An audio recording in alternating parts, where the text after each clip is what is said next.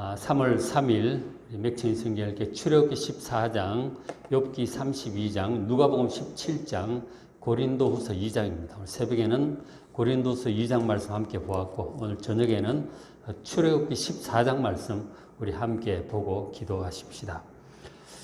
출애굽기 14장, 15장 이어서 말씀을 드리려고 합니다.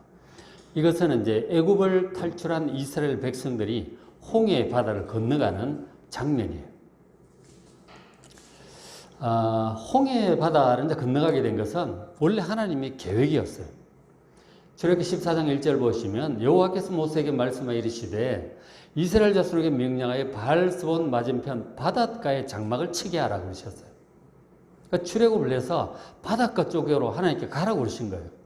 가서 그쪽에 아예 텐트를 치고 주둔을 하라. 가다가 이제 자고 가고 이래야 되잖아요. 텐트를 그쪽에 치게 하셨어요. 하나님께서 그렇게 하라고 하시니까 그렇게 해야죠. 그 바닷가에 장막을 쳤습니다. 자, 그리고 이제 하나님께서 모세에게 하시는 말씀이 4절에 내가 바로의 마음을 완악하게 할 것이다. 그래서 바로가 그들의 뒤를 따르리니 내가 그와 그의 온 군대로 말미암아 영광을 얻어 애굽 사람들이 나를 여호와인 줄 알게 하리라. 그렇게 말씀을 하셨어요. 그러니까 하나님께서 이스라엘 백성들을 그 홍해 바닷가에 진을 치게 하시고, 그리고 이 애굽왕 바로 원래 한 3일쯤 가서 하고 온다 그랬잖아요. 그럼 좀 기다리든지 이래야 될 텐데 바로 이렇게 마음이 변해가 쫓아오게 격동을 시키신 것이죠. 그것이 애당초에 하나님의 계획이었다 하는 것입니다. 그래서 그 사건을 통해서 하나님께서 결국은 바다를 갈르실 거예요. 그리고 쫓아오는 애굽 군대를 수장시키실 것이고, 그래서 그것이 온 세상에 알려지도록 하실 계획을 처음부터 갖고 계셨던 거예요. 그리고 이스라엘 백성들도 하나님의 그 능력을 보고 하나님을 진짜 경외하도록, 그리고 일이 있을 때마다 하나님을 의지하도록 그 어떤 경험을 위해서 하나님께서 아예 처음부터 계획을 하셨던 일입니다. 그래서 아예 바닷가에 장막을 치라고 하신 거예요. 재수 없어서 우연히 그렇게 된 게 아니에요. 우리가 이제 살면서 어떤 불행한 일들이 종종 닥치는데 그런 일들이 우연히 생긴 일이 아니다. 내가 부주의해서 누가 어째서 그런 게 아니에요. 하나님께서 허락하신 일이다 하는 것이죠. 이유가 있다 하는 것입니다. 근데 이제 이런 하나님의 계획, 전부 다 바닷가에 장막을 치게 하시고 그 다음에 홍해 이것까지 하나님 계획을 하고 계셨는데 모세도 충분히 잘은 모르지만 어느 정도 이 말씀을 듣고 이제 아는 거죠. 바닷가 하나님께서 뭔가 일을 하실 모양이다 생각을 할 수 있는 건데, 어쨌든 백성들은 잘 모르는 일이죠. 하나님께서 모세에게 하신 말씀이니까 백성들은 잘 모르는 거예요. 그리고 설사 모세가 백성에게 얘기를 한다 하더라도 귀에 잘 들어오지도 않을 거고, 백성들은 어쨌든 탈출해서 약속의 땅 빨리 가는 거 외에는 잘 모르죠. 그래서 이제 출애굽을 보면 그 지도를 앞에 잠깐 보시면 글자가 좀 작은데 어쨌든 여기 한번 보시면 이 가운데가 이제 시나이 반도입니다. 이 왼쪽 위에가 이집트의, 이쪽이 자주 이집트죠. 삼각주 있는데 이쪽에 고센 지방에 살고 있었어요.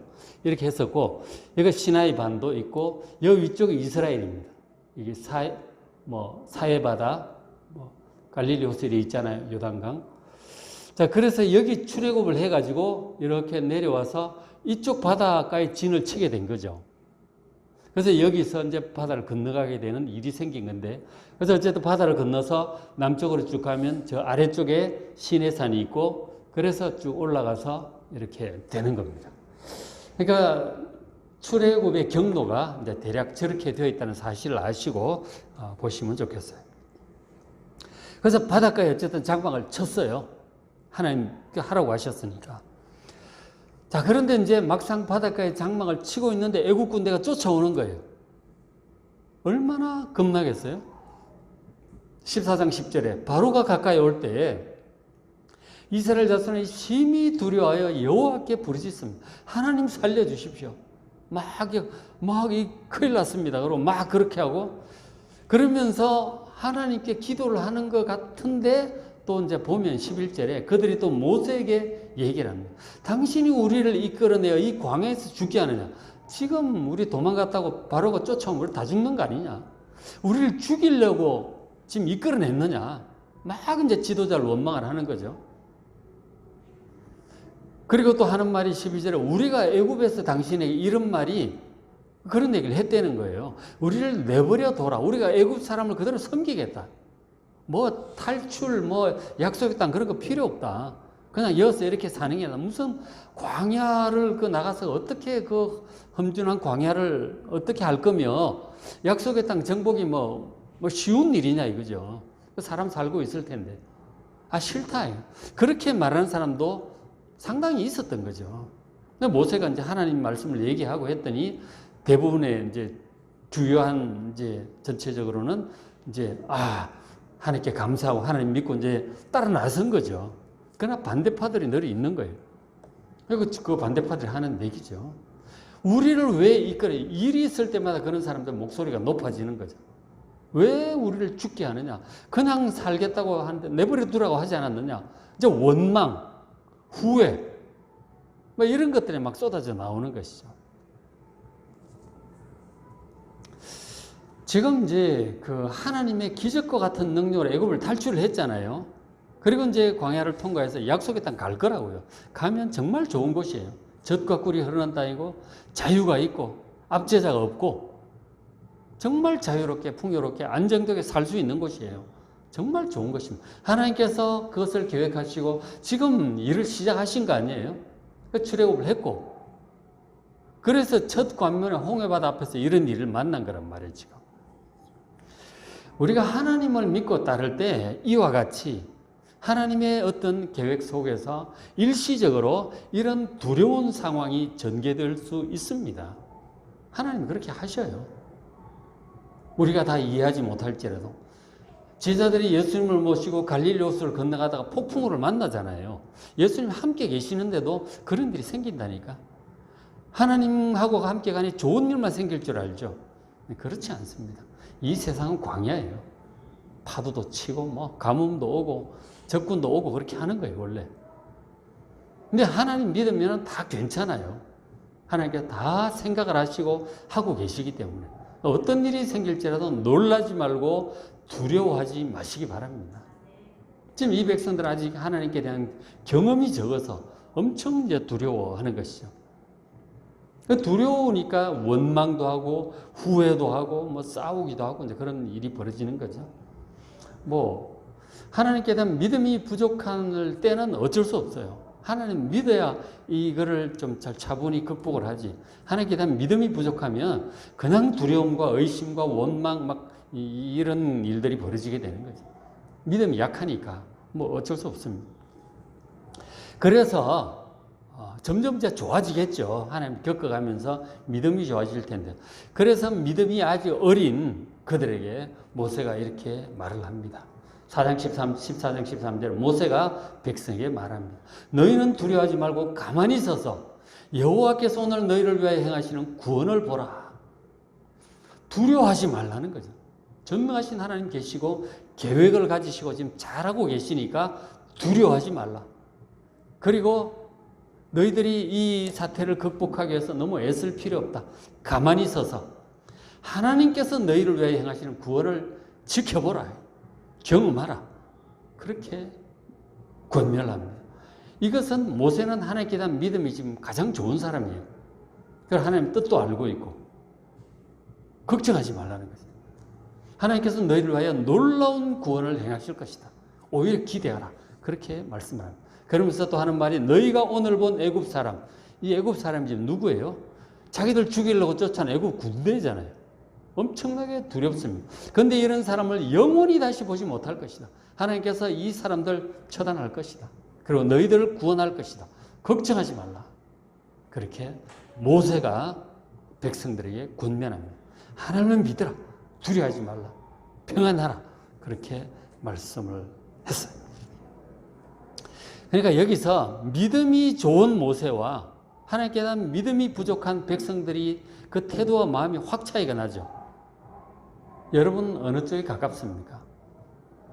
모세처럼 믿음이 좋아서 끄떡도 하지 않는 그런 사람입니까? 아니면 백성들처럼 두려워서 벌벌 떠는 사람입니까? 중간 어디쯤 되겠죠. 그죠? 중간 어디쯤 될 겁니다. 우리의 믿음이 점점 모세처럼 자라가야 되는 것이죠. 믿음이 자라면 어떤 난리가 나도 두려워하지 않게 될 줄로 믿습니다. 그게 믿음이에요. 믿음은 정말 중요한 것이고 정말 좋은 거예요. 하나님이 계셔서 다 잘 될 텐데 믿음이 부족하니까 우리가 그렇게 두려워하고 염려하고 불안하고 괴로워하는 것이죠. 하나님 믿음으로 평안과 기쁨을 누리는 여러분 되시기를 주의 이름으로 축복합니다.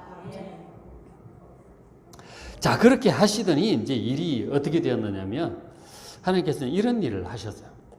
14장 19절에 이스라엘 진 앞에 가던 이 하나님의 사자가 그들이 뒤로 옮겨가며 구름 기둥도 그들이 뒤로 옮겨갔다 이렇게 말을 합니다. 약속의 땅을 향해서 갈 때 제일 앞에 구름 기둥, 불 기둥이 먼저 섰어요. 그러면 따라가는 거죠. 이렇게 쭉 가는 건데 구름 기둥이 딱 멈춰서면 그 밑에 이제 텐트를 다 치는 거죠. 그런데 이제 구름 기둥이 지성소 위에 있던 그 구름 기둥이 그 떠더니 쫙 뒤로 가는 거예요. 항상 앞으로 갔었는데 뒤로 가가지고 뒤에 그 애굽 군대와 이스라엘 백성 사이에 구름 기둥이 딱 섰어요. 그러니까 저쪽 애굽 사람들 가까이 못 오는 거죠. 그러니까 하나님께서 급한 일을 지금 일단 막아주시는 거죠. 애굽 군대가 오지 못하면 막아주시니까 그 구름 기둥, 불 기둥이 이 이스라엘 백성 쪽으로는 불을 이렇게 비춰주고 밤인데도 밝았어요. 저쪽은 캄캄하고 이제 그렇게 되었어요. 그렇게 애국 군대를 못 오게 만들어 놓으시고 하나님께서 그렇죠? 못 오게 만들어 놓으셨죠. 시간을 이제 벌어 주셨고 시간을 벌어 놓고 그다음 이제 하나님께서 하신 일이 21절에 모세가 바다 위로 손을 내밀매 여호와께서 큰 동풍이 밤새도록 바닷물을 물러가게 하십니다. 그러니까 못 오게 만들어 놓고 동풍이 계속 붑니다. 아까 지도를 생각해 보시면 동풍이 이제 오른쪽이잖아요. 오른쪽은 시나이 반도 쪽입니다. 사막 쪽에서 강한 바람이 불어오는 거예요. 뜨거운 바람이 불어옵니다. 홍해바다 쪽으로. 그래서 홍해바다가 갈라지게 만드신 거죠. 밤새. 그렇게 해서 이 바닷물을 하나님께 사용을 하셔서 이 바닷물을 쫙 이렇게 양쪽으로 벽이 되게 갈라놓으신 거죠. 그래서 이제 그 사이에 건너가도록 하나님께서 말씀하셨어요. 건너가라 그러시죠. 애국 군대 못 오게 막아놓고 바다를 갈르시고 그 사이를 건너가게 그렇게 하셨어요. 건너갔습니다. 그리고 이제 다 건너간 다음에 이제 구름기둥, 불기둥이 또 앞으로 또 이동하니까 이 애국 군대가 딱 보니까 바다가 갈라져 있고 이스라엘 백성들이 뭐 거의 다 건너갔잖아요. 그럴 때 애국 군대가 어떻게 해야 될 것 같습니까? 그 건너가도 되겠어요? 갈라진 바다 사이로? 괜찮을까요? 잘 생각을 해야 될 일이죠. 바다가 갈라져 있으니까 일단은 신기하다고 그랬겠죠. 애국 이스라엘 백성이 도망간 거, 갈라져 있는 거, 보고 신기하고 그리고 뒤쫓아가서 빨리 잡아야지 뭐 그런 생각을 했을지 몰라. 그러니 이제 쫓아 들어가는 거죠. 사실 그 바다가 갈라져 있는 게 기적이잖아요. 그 언제 합쳐질지 모르는데 그거 겁나지 않았을까요? 그리고 그걸 누가 갈라놨어요? 이스라엘 백성들의 하나님 여호와께서 갈라놓으신 거 아니에요. 그 여호와 하나님이 어떤 분이십니까? 얼마 전에 애굽에서 10가지 재앙을 내리시고 애굽을 아주 그냥 초토화시키신 분이 바로 여호와 하나님이신데 그 하나님께서 갈라놓으신 바다로 들어간다고 하는 게 이게 어리석은 거 아니에요? 하나님께서 합쳐버리면 가다가 죽을 텐데. 그러니까 뒤따라 간다고 하는 것 자체가 상당히 좀 어리석은 일이에요. 그런데 죽을 줄 알면서도 건너가는 것은 사람이 어리석어지면 그렇게 되는 것입니다. 죽을 줄 알면서 가는 거예요. 아니나 다를까 애국 군대가 바다 한가운데로 다 들어왔어요. 하나님 물을 합쳐버리셨어요. 다 죽어버려요. 사람이 어리석어지면 죽을 줄 알면서 들어간다니까요. 그렇게 되지 않도록 영적으로 이 눈이 어두워져서 어리석어지지 않도록 항상 깨어서 밝히 보고 하나님 뜻을 잘 분별하며 살 자리인지 죽을 자리인지 보고 가야 되는 것이죠. 하나님께 기도하면서 잘 분별을 가지고 하나님의 인도하심을 따라서 살 길을 잘 찾아가는 여러분 되시길 바랍니다. 그래서 죽을 길은 가지 마십시오. 죽습니다. 어렵지 않아요. 분별하기. 정신 좀 차리면 볼 수 있어요. 그냥 뭔가에 혹 빠져가지고 눈이 어두워지면 판단력이 그렇게 흐려지는 거예요. 지금 애국 백성이 계속 이제 그렇게 하고 있는 거죠. 그러니까 계속 재앙도 만나고, 큰아들도 죽고, 애국 군대도 죽고, 완악하고 어리석어지니까 죽을 줄 모르고 막 들어가는 거예요.